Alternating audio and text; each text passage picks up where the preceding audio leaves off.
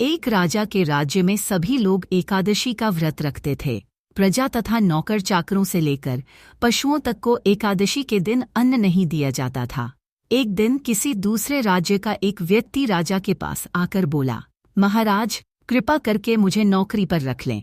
तब राजा ने उसके सामने एक शर्त रखी कि ठीक है, रख लेते हैं, किंतु रोज तो तुम्हें खाने को सब कुछ मिलेगा, पर एकादशी को अन्न नहीं। उस व्यक्ति ने उस समय हाँ कर ली, पर एकादशी के दिन जब उसे फलाहार का सामान दिया गया तो वह राजा के सामने जाकर गिड़गिड़ाने लगा, महाराज, इससे मेरा पेट नहीं भरेगा, मैं भूखा ही मर जाऊंगा, मुझे अन्न दे दो।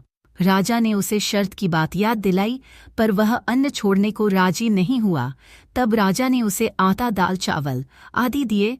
वह नित्य की तरह नदी पर पहुंचा और स्नान कर भोजन पकाने लगा। जब भोजन बन गया तो वह भगवान को बुलाने लगा, आओ भगवान, भोजन तैयार है। उसके बुलाने पर पीतांबर धारण किए भगवान चतुर्भुज रूप में आ पहुंचे तथा प्रेम से उसके साथ भोजन करने लगे।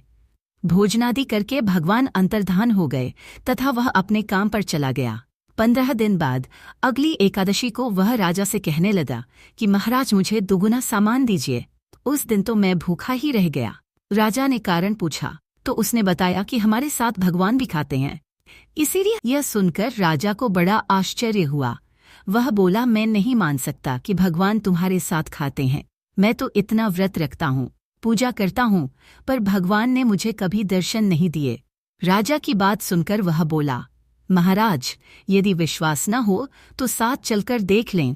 राजा एक पेड़ के पीछे छिपकर बैठ गया। उस व्यक्ति ने भोजन बनाया तथा भगवान को शाम तक पुकारता रहा, परंतु भगवान न आए। अंत में उसने कहा, हे भगवान, यदि आप नहीं आए तो मैं नदी में कूदकर प्राण त्याग दूंगा। लेकिन भगवान नहीं आए। तब वह प्राण त्यागने के उद्देश्य से नदी की तरफ बढ़ा। प्राण त्यागने का उसका दृढ़ इरादा जान शीघ्र ही भगवान ने प्रकट होकर उसे रोक लिया और साथ बैठकर भोजन करने लगे। खा पीकर वे उसे अपने विमान में बिठाकर अपने धाम ले गए। यह देख राजा ने सोचा कि व्रत उपवास से तब तक कोई फायदा नहीं होता जब तक मन शुद्ध न हो। इससे राजा को ज्ञान मिला। वह भी मन से व्रत उपवास करने लगा और अंत में स्वर्ग को प्राप्त हुआ। यह कहानी अगर अच्छी लगी हो तो चैनल को लाइक, शेयर और सब्सक्राइब जरूर करें। धन्यवाद।